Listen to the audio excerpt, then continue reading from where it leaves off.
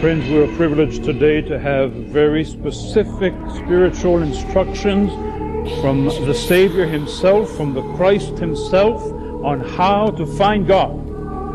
It doesn't get any more direct than that. We have instructions and methods given to us by the one who came to reveal the way.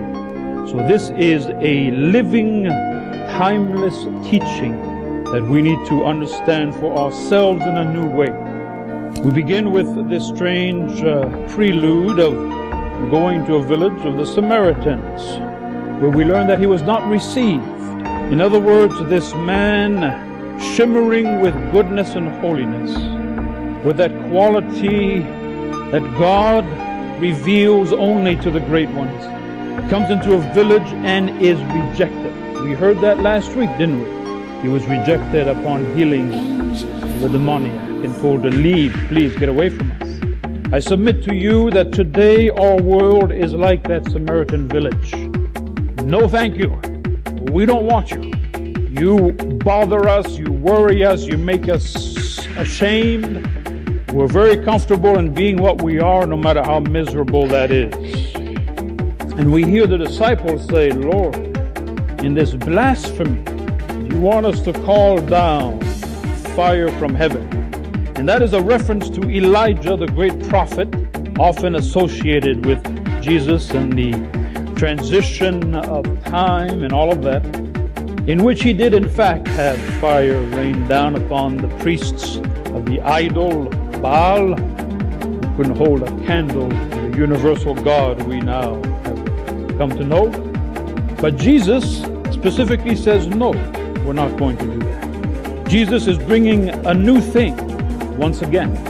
How often I've told you, you have heard it said, but I say to you, he is changing what it means to relate to God and people and so forth. They deserved it. They rejected the man of God who came to see them, to heal them, to help them. And all he does is move on. So once again, we get a teaching on rejection of Holy Spirit means it moves on. And we need to, each and every one of us, take that very personally.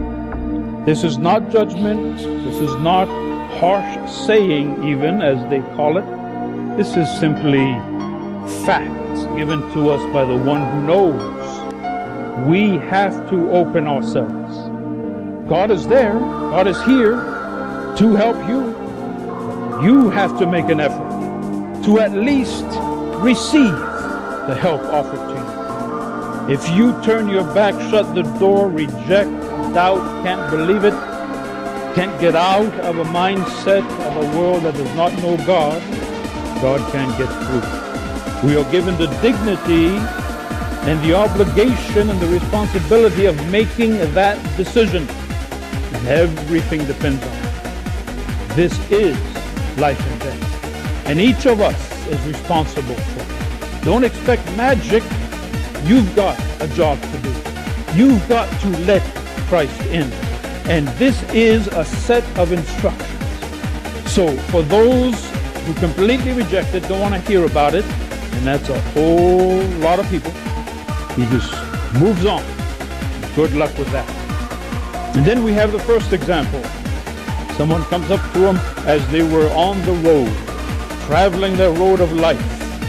And this person hopefully is like you and I in our yearning for something deeper, our sense that there is more to life than what our culture offers. Maybe it goes back even to your early childhood. Some people have been blessed by that, by a knowledge within that there was something to be found. So this person with that yearning that most of us are familiar with comes to the Master with these radiant eyes and says, I will follow you wherever you go. That's wonderful, isn't it? Perhaps that's what we'd all like to do. Jesus is giving us an example of what happens, an example of what it takes to follow him. So instead of saying, that's wonderful, join us, he says this odd thing.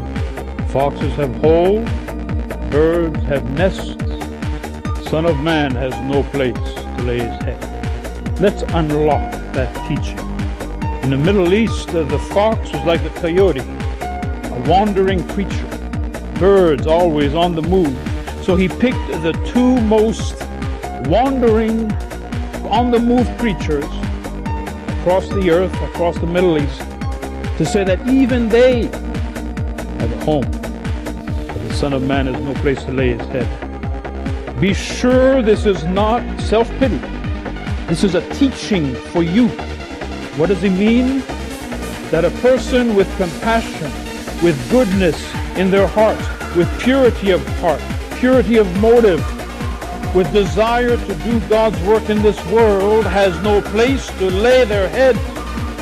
And I want you to think up across the years how many times you tried to do the right thing from the right motivation, and you were completely misunderstood.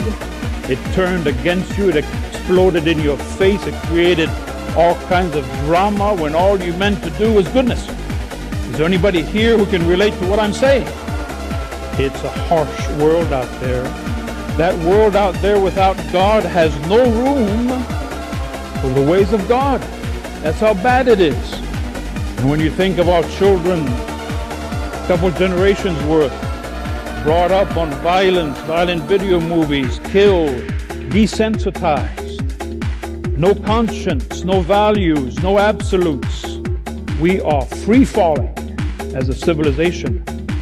And so God needs a few good people to understand these timeless teachings, to be there when nobody else is there, and to understand realistically, with no naivete, that if you're going to take a stand for good, for right, for God's ways, you will be persecuted. But that's okay, because you're in good company, because you're in the company of the one who said, "Fear not.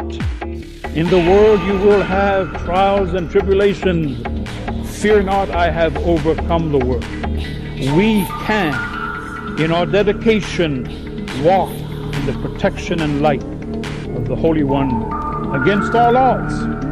We can stay alive as a church against all odds if we are true to our motivation. And then we get a second example in which Jesus comes to someone, to one of you, and says, "Follow me." In other words, you get an invitation from the divine, a sense that you must follow because you are being called. It's not just for people who wear robes when it's too hot in the summer. It's for all of us. That divine invitation to enlightenment, to peace, to faith that has no fear is the calling, the invitation to all of us.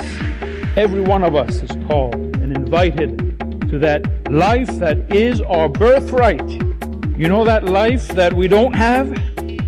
The one that doesn't have worry and depression and anger in it? He says, "Follow me." I've told you this before, and I'll remind you that in French, follow, the verb is suivre, to follow. But when Jesus says, "Suis-moi," it's like, "Je suis," I am. And therefore it means, be me. Be me. As I've told you so often, He is the template of your true self, of your highest potential, transcending all the wounds and nonsense and bad habits to create a beautiful human being whose life makes the world a better place. And so He invites one of us to follow. What do we say? "I'd love to, but first let me go bury my father." Now, to bury your father in Hebrew is the highest of obligations, beginning with the Ten Commandments, honor thy father and mother. Burying is a huge, sacred ritual. In fact, in the burying of the father, you take on all the atoned sins from the temple that the father has for a lifetime made. It is a big deal. It's a big deal for us. What does Jesus do by breaking such a big deal? He's telling us that the highest priority in our life, the best, most important priority in our life is not the top priority. The top priority is a God-centered life. Let the dead bury the dead. That's harsh. That is intense. That should shake all of us up. What is that about?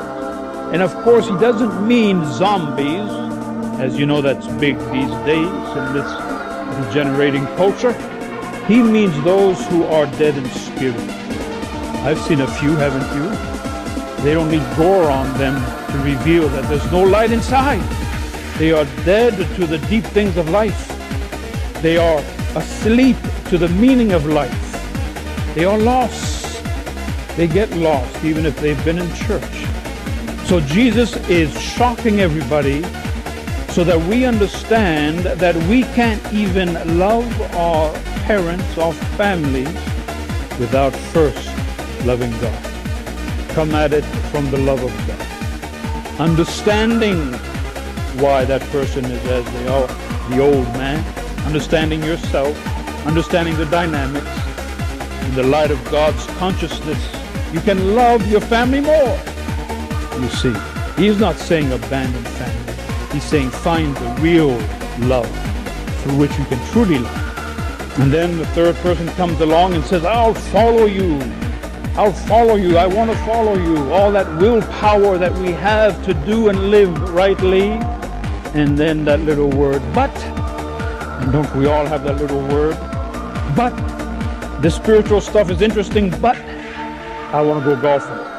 I love God, but I don't have any time to pray or to have quiet or anything else. I really want to be part of this reality, but I have another reality. I want to say goodbye to my family first. Another natural thing. And oddly enough, this is a parallel to an ancient Old Testament story where Elijah, the great prophet, has a disciple named Elisha who asks him the same question. As he joins him to become a prophet himself, he says, first I want to say goodbye to my old life. And Elijah says, okay. Jesus does not say okay. There's a meaning there, that the intensity and demand of Christ's revelation, if you want what Christ has to offer, you have to go all the way. There is no double-mindedness. Remember James, a double-minded man will never find anything. You cannot have religion on the side. Okay, I told the chapel a little bit of green beans, side dish of religion, and the rest of your life is the state. It's all or nothing. Why? Not because it's fanatic or military. It's because the instruction is you have got to have a unique desire that cannot be competed with by all the other desires we have. We're full of desires. You've got to have one ultimate desire. Put your hand to the plow and don't look back. What is it to look back? To feel guilty of your past, to feel unworthy, to be full of doubts, to remember things that make you wonder if you can do this. Hear this now. This is the instruction. Get to work, meaning inner work on yourself in here. Become a God-centered person first. That means put your hand to that plow. Go forward. That's the opposite of looking back. And as you go forward, you enter into new life that you could not have imagined. If farmers were not looking carefully, their silos would be like this, all crooked and weird, for a whole year, so the neighbors could laugh at them because he did not do it right. We have to make a decision and be determined. We have the power to do that. The alternative is tragic. That's why he gives us these varied examples of people who would like to, but not really, who cannot get their priorities solid for a lifetime, which then makes everything right with God at the center, with you, the person you are meant to be, incarnating unconditional love.